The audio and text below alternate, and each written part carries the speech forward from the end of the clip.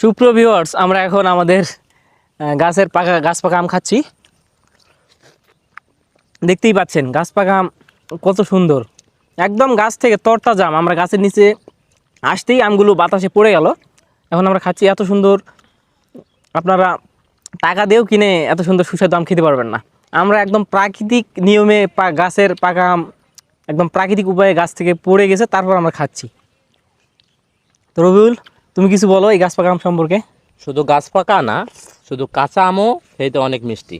গোপালভোগ আম, আপনারা জানেন গোপালভোগ আম খাইতে কীরকম, আপনাদের বলার কোনো অপশান নেই, আপনারা সবাই জানেন।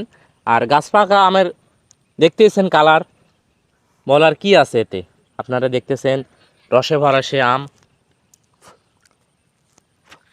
দেখতেই পাচ্ছেন। আর আমরা আম খাচ্ছি কোন ওয়েদারে দেখতে পাচ্ছেন, চারিদিকে ফাঁকা পরিবেশ, একদম বিলের মাঝখানে। দেখতে পাচ্ছেন আমার পিছনে কি, এটা এটা আমাদের গ্রামের ছোট নদী, যাকে আমরা খাড়ি বলি। একদম খাড়ির পাহাড়ে আমাদের নিজস্ব গাছে আম পেকে টইটুম্বুর হয়ে আছে। এত সুন্দর প্রাকৃতিক পাকা আম আপনারা টাকা দিয়েও কিনে খেতে পারবেন না। আপনারা যদি এই প্রাকৃতিক উপায়ে পাকা আম খেতে চান, চলে আসেন আমাদের এলাকায়। কথা দিচ্ছি আপনাদের সবাইকে আমি পেট ভরে আম খাওয়াবো। তো মোটামুটি সন্ধ্যা হয়ে গেছে, আমরা এখন ভাই ব্রাদার যারা আসছে আমরা সবাই এখন বাসায় চলে যাব।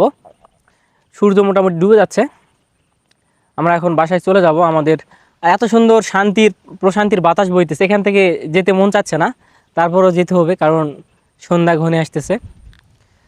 তো সবাই ভালো থাকবেন, সুস্থ থাকবেন। পরবর্তী আবার কোনো ভিডিওতে দেখা হবে। আসসালামু আলাইকুম।